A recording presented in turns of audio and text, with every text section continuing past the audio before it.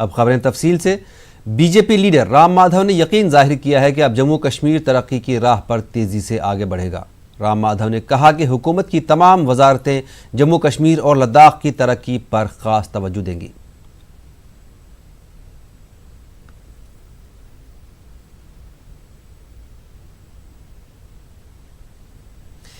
اور C P M leader Sitaram Yechury Kashmir دورہ مکمل کر کے دہلی لوٹ آئے ہیں۔ انہوں نے کشمیر میں پارٹی لیڈر اور سابق ایم ایل اے یوسف تاریگامی سے ملاقات کی اور ان سے وادی کے حالات کی واقفیت حاصل کی۔ یہ ہمیں جانے کا پرمیشن جو ملا گیا تھا سپریم کورٹ کے آدیش کے انوسار، وہ ہم کیے کامریڈ محمد یوسف تاریگامی کے ساتھ۔ کل بھی کافی لمبی چوڑی بات چیت ہوئی، آج صبح بھی بات چیت ہوئی اور ڈاکٹروں کو بھی بلایا گیا تھا، اور ایک رات ہم رکے وہاں پہ، اور رک کر یہاں پر یہ جو کام جو کرنا تھا ان سے بات چیت کر کے کیے۔ اب جو وہاں کی ان کی پرستھتی ہے، ان کا میڈیکل جو پوزیشن ہے، اس کے بارے میں جیسے سپریم کورٹ نے کہا ایک ایفیڈیوٹ کے روپ میں سبمٹ کریں گے، اور باقی سب چیزیں جو بھی ہم نے وہاں پہ دیکھا، جو بھی وہاں کی پرستھتی جہاں تک ہم نے محسوس کیا، یہ سب بھی ایفیڈیوٹ کے روپ میں ہم دیں گے پہلے، اس کے بعد اس کے اندر اس کی اسپشٹیکرن ہوگی۔ جموں کشمیر کے ضلع پنچ میں پاکستان لگاتار سیز فائر معاہدے کی خلاف ورزی کر رہا ہے۔ پاکستانی آرمی کی جانب سے ضلع کے ڈیگوار سیکٹر میں گولہ باری کی گئی۔ پاکستان کی اس فائرنگ میں ایک مقامی باشندہ زخمی ہو گیا ہے۔ زخمی شخص کی شناخت محمد ظفر ولد محمد بشیر کے طور پر ہوئی ہے، جس کو ضلع کے راجہ سکھدیو اسپتال میں منتقل کیا گیا ہے۔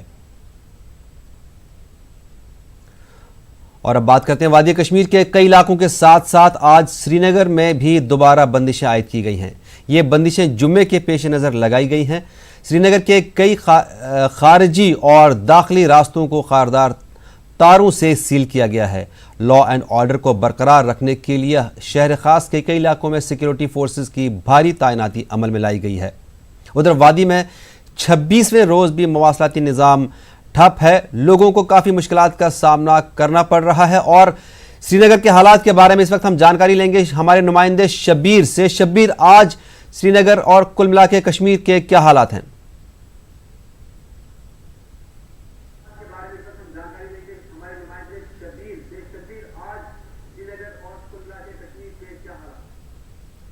دیکھیے، آج جو ہے پچھلے کئی دنوں سے یہاں پہ دن کی جو بندشیں تھی وہ ہٹا دی گئی تھی، لیکن آج بندشیں سخت عائد کر دی گئی تھی ایک بار پھر سے۔ کئی علاقوں میں بالکل چلنے کی اجازت نہیں تھی گاڑیوں کو۔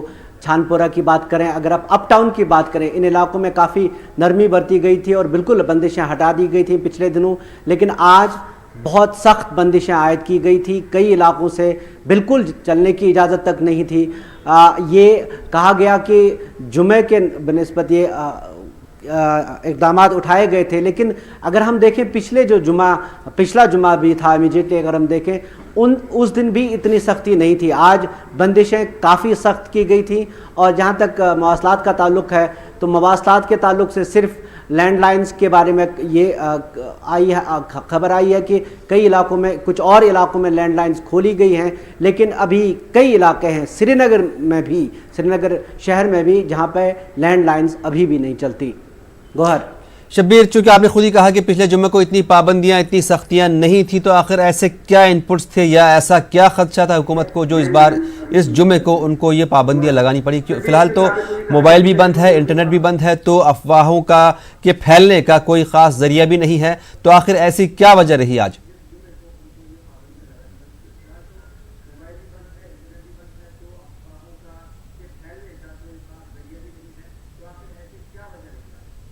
گوہر، جو مجھے لگتا ہے جس طرح کی بندشیں عائد کر دی گئی تھیں، جس طرح خاردار تاریں اور کئی رکاوٹیں کئی اور جگہوں پہ لگا دی گئی تھیں، اس سے صاف ظاہر ہے کہ کچھ شاید جو سیکیورٹی ایجنسیاں ہیں ان کے پاس ایسے کچھ انپٹس ہوں یا ایسے خدشات ہوں کہ جمعہ کے روز کچھ اس طرح کے احتجاجی مظاہرے ہونے کی خبر ان کے پاس یا کوئی انپٹ ایسا ہو، اور ساتھ ہی یہ جو پارمپورہ علاقے میں ایک کل رات ایک دکاندار کی جو پولیس ذرائع سے جو خبر بھی آئی ہے کہ ایک دکاندار کو وہاں گولی مار دی گئی ہے اور اس کے بارے میں یہ کہا گیا کہ اسے جو 66 سالہ غلام محمد ایک شخص ہے اسے گولی مار دی گئی ہے. اس کے بعد سے اس علاقے میں بھی بہت سخت سیکیورٹی کا پہرا لگا دیا گیا ہے اور جو باقی علاقے آتے ہیں وہاں صبح جب ہم آ رہے تھے تو اس وقت بھی ایک جگہ سے اگر چھوڑا جاتا تھا تو دوسری جگہ بند کر دیا جاتا تھا. چھانپورہ میں یہ حال تھا کہ تار ایک جگہ نہیں 5-6 جگہ پہ لگا دی گئی تھی اور پھر اگر ایک جگہ سے چھوڑا بھی جاتا تھا ہمارے پاس حالانکہ اب موومنٹ پاسز بھی تھے لیکن ہمیں بھی اجازت نہیں وہاں سے دی گئی وہاں سے چلنے کی. تو اس طرح جو ہم ڈاؤن ٹاؤن کی عام طور پہ بات کرتے تھے وہاں پہ بندشیں سخت رہتی ہیں لیکن اس بار جو اپ ٹاؤن بھی تھا وہاں پہ بھی سخت بندشیں عائد کر دی گئی تھی. ہو سکتا ہے کہ ان پٹ ہو سیکورٹی ایجنسیوں کے پاس, حالانکہ ایسا کچھ کہا نہیں گیا لیکن ظاہر سی بات ہے اس طرح کی بندشیں لگانے کا مطلب یہی ہو سکتا ہے. گوہر شبیر, جیسا کہ آپ نے بتایا کہ کل ایک شخص کو, ایک دکاندار کو ہڑتال نہ کرنے پر یعنی کہ ہڑتال میں دکان کھولنے پر گولی مار دی گئی, ہلاک کر دیا گیا. پچھلے 30 سالوں میں لگ بھگ پچھلے 30 سالوں میں ایسا شاید پہلی بار ایسا کوئی واقعہ پیش آیا ہوگا کہ کسی دکاندار کو ہڑتال کی کال کو نہ ماننے پر گولی مار دی گئی. زیادہ سے زیادہ ایسا ہو سکتا تھا, پہلے ہوتا تھا کہ لوگ مار پیٹ کرتے تھے, مارتے تھے, لیکن گولی مارنے کا واقعہ پہلی بار پیش آیا. کیا اس بار لوگوں کے یا ملیٹنٹوں کے رویے میں کچھ تبدیلی آئی ہے؟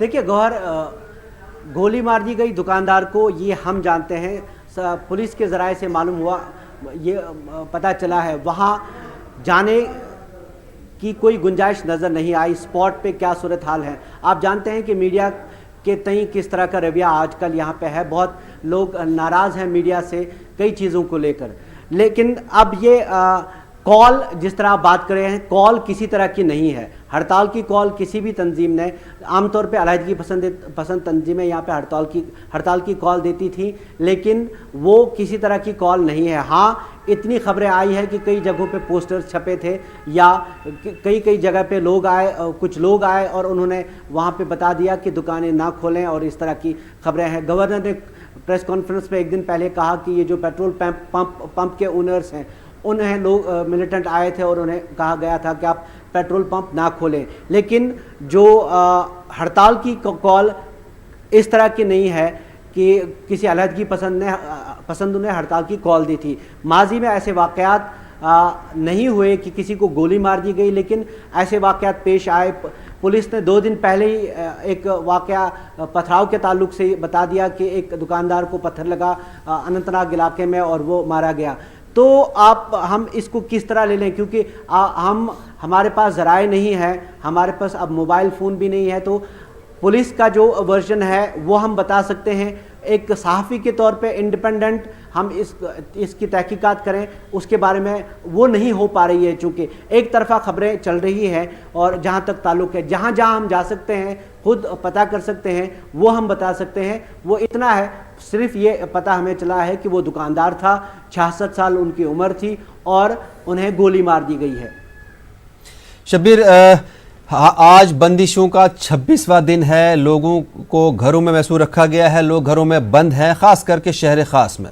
اب آج 26ویں دن کے بعد یا 26ویں دن تک لوگوں کے رویے میں کیا تبدیلی ہے, لوگ کیا کہہ رہے ہیں, دفعہ 370 کے بارے میں کیا باتیں ہو رہی ہیں, یا لوگوں کو جو ترقی کی باتیں بتائی جا رہی ہیں کہ کشمیر میں, جموں کشمیر میں کس طرح سے ترقی ہوگی, تو لوگ خاص کر کے جو پرانے شہر کے لوگ ہیں وہ اس چیز کو کیسے لے رہے ہیں؟